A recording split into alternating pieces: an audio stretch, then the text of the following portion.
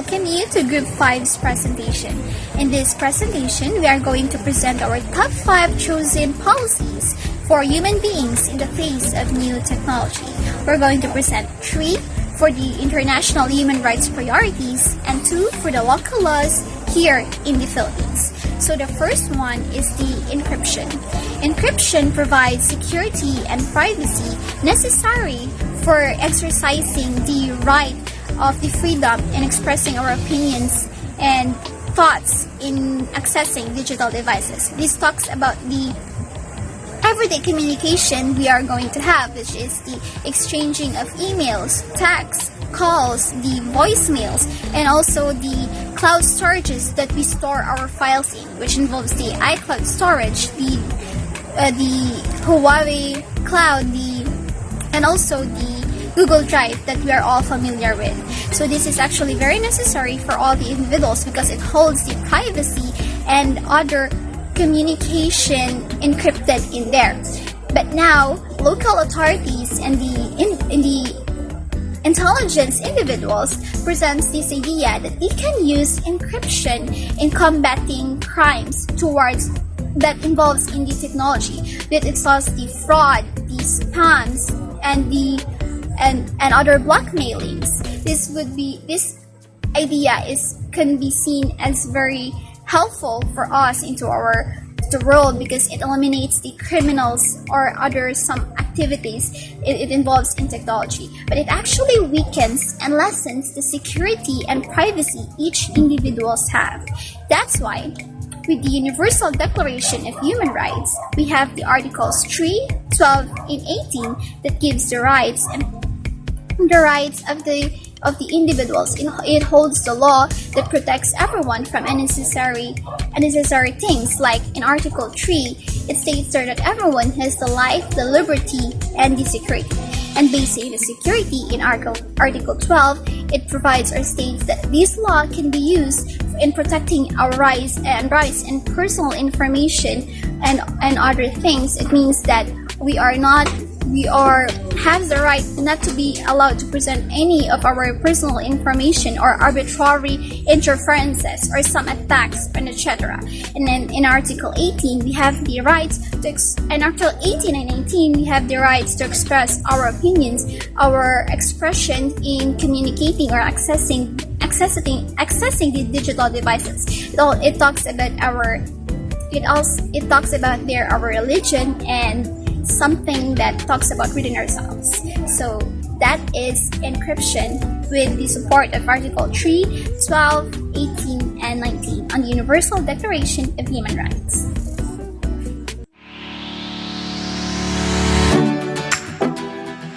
We all notice that children right now knows already in how to use technology.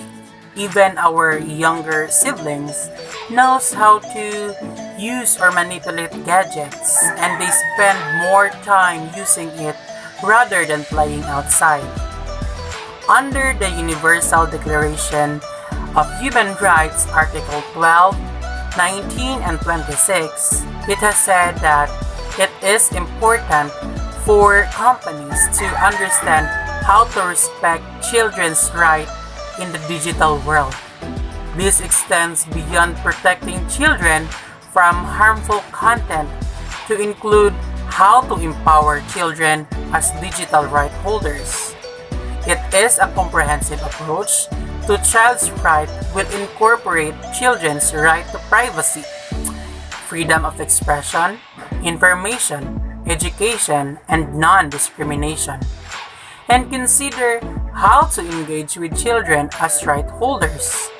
It will address important dilemmas such as the role of parents, quality of available content, and need to balance the child's protection with important opportunities for development, discovery, learning, and expression. To give you an example, a content that is suitable for your younger siblings that can be used by the technology is YouTube Kids. It is an online platform that allows children to give an appropriate content in their learning and playing.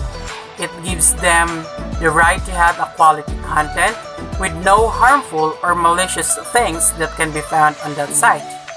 Another is Messenger Kids. It is a new Facebook feature that is designed for kids. It has a video chat and messaging to communicate with their family or close friends. Messenger Kids feature include parents set up and manage their child's Messenger Kids account through their own Facebook account. It helps the parents to monitor everything of what their child did in their accounts to avoid any harmful accident that can affect them by the use of technology. As what the Article 2 stated that everyone is entitled to all the rights and freedoms set forth in this declaration without distinction of any kind, such as race, color, sex, language, religion, political or other opinion, national or social origin, property, birth, or other status. Furthermore, no distinction shall be made on the basis of the political, jurisdictional, or international status of the country or territory to which a person belongs, whether it be independent, trust, non-self-governing, or under any other limitation of sovereignty. We all know that through the advancement of technology, it gives us disadvantage and advantages. So one of the disadvantages that people are prone from discrimination.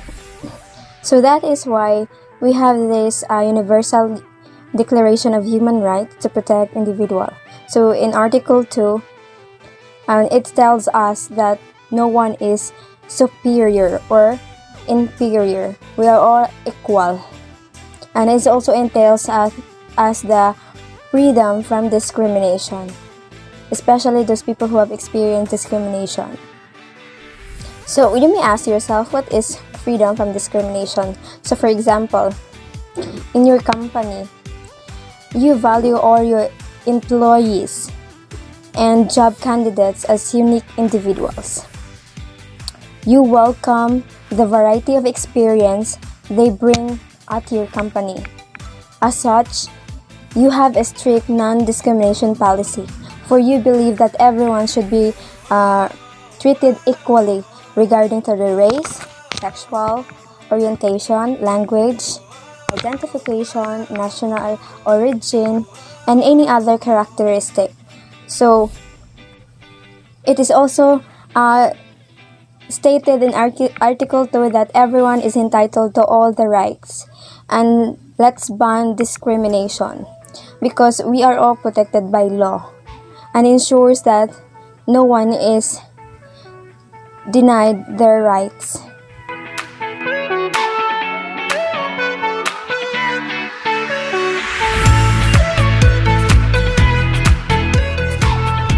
Hi guys, it's Teresa here, back yet again with a new video. And so for our topic for today, we'll talk about the local government policies that was implemented and support.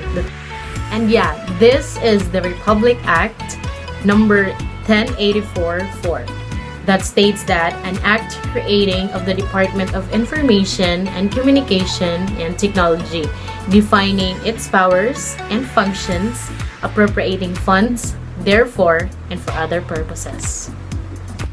So the first purpose of this policy is to recognize and ensure the provision of strategic, reliable, cost-efficient, and citizen-centric information and communication and resources, and as an instrument for good governance and global competitiveness. So the main purpose is ICT was being used as an instrument to be to gather some information, not just for the individuals but also for the government and also for other people to access the information in the ICT. Second was to promote the development and widespread of the emerging of ICT. And it's because it was being implemented and we are all accepting the technology as of now. So it could be the it is one of the reason why we need to use the ICT. It is because for the economic widespread and also for the progress in our country. Third was to ensure the viability and accessibility of ICT services in areas not adequately served, lot of private sector.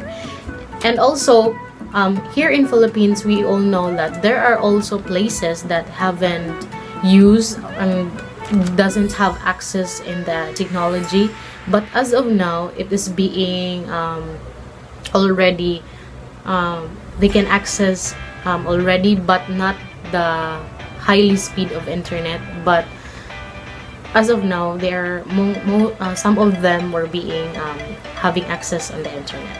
So ICT is being served to other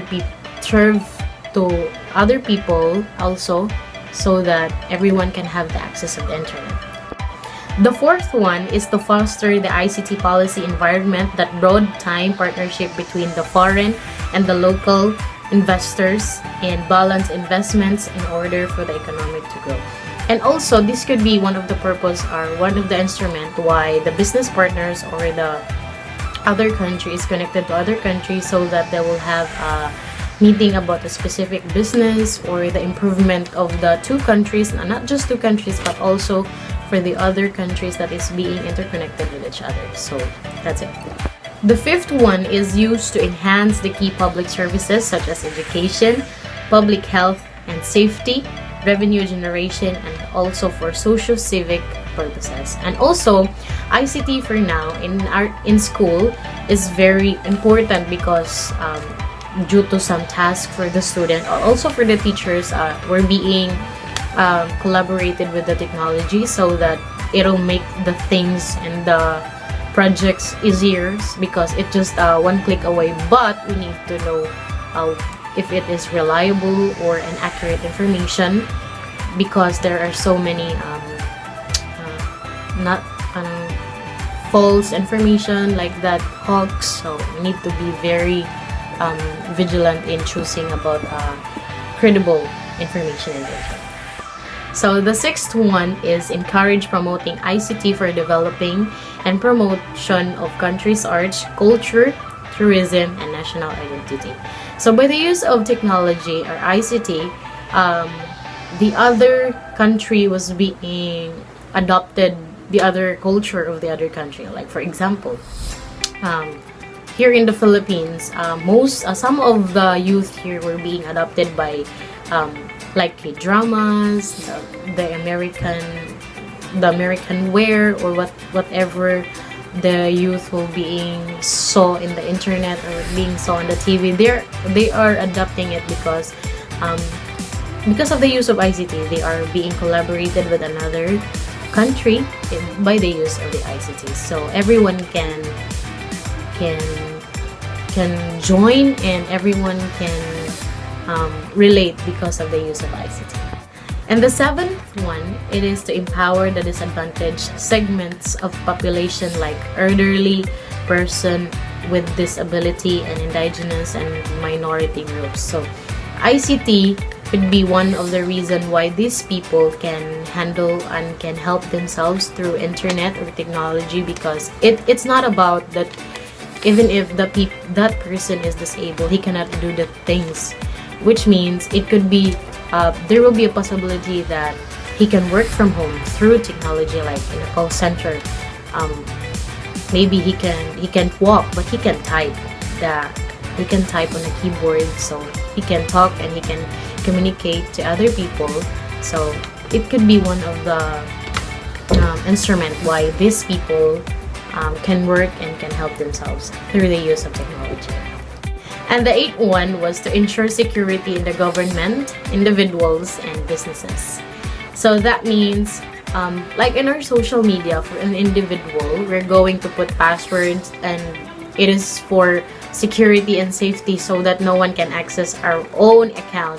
So as well in the government and in business. In government, they're going to protect their files or data information so that it won't be leaked by other other sites because there are also too many hackers, and in business also they're going to have protection, and also for the safety of their own businesses. It's because they are businesswomen, and also they are dealing with money, and when you're dealing with money, it's not easy. It's because it's money, and it's a lot of cost. So safety and protection of our own information and accounts.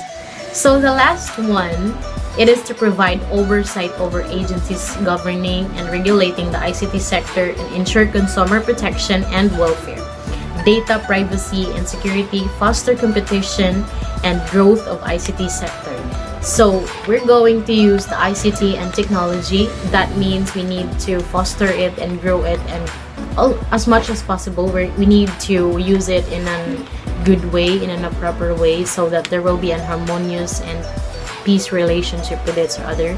We're not going to take advantage the use of technology, because at the end of the day, we're ruining ourselves, and also we can ruin other lives. So it is just about on how to use the technology as a youth in our country.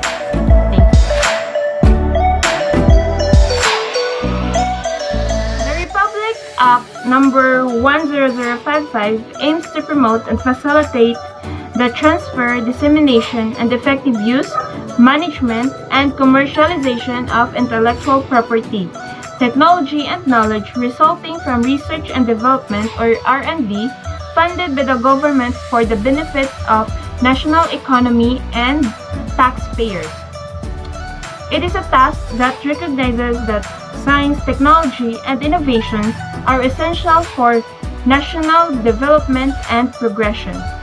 It shall also therefore give priority for the research and development, innovations, inventions, and other utilizations. Unknown to many, this law is a landmark of science and technology policy which set the tone for the country's publicly driven research and development, or R&D, efforts. As a matter of policy, the 1987 Philippine Constitution found that Article 14, Sections 10 to 14, recognizes that science, technology, and innovation are essential for national development and our progress. Accordingly, the state has been tasked to 1. Give priority to research and development, invention, innovation, and other utilizations, and to science and technology, education, training, and services found at Section 10. So what are these organizations? For example, the Department of Science and Technologies, or the DOST. Number 2, support indigenous, appropriate, and self-reliant scientific and technological capabilities and their application to the country's productive systems and national life, found also at Section 10. Number 3, regulate the transfer and promote the adaptation of technology from all sources for the national benefit, found at Section 12.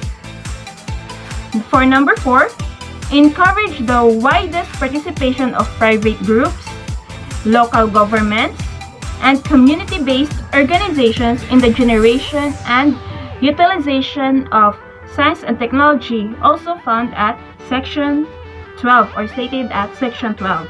And lastly, they are tasked to protect and secure the exclusive rights of scientists, inventors, artists, and other gifted citizens to their intellectual property and creations, particularly when beneficial to other people for such period as may be provided by law, and this is stated in Section 13. So this is just a brief explanation for the Republic Act number 10055, or known as Philippine Technology Transfer Act of 2009. So I hope you learned a lot from me today and for our group. So thank you for listening and have a good day. Bye-bye.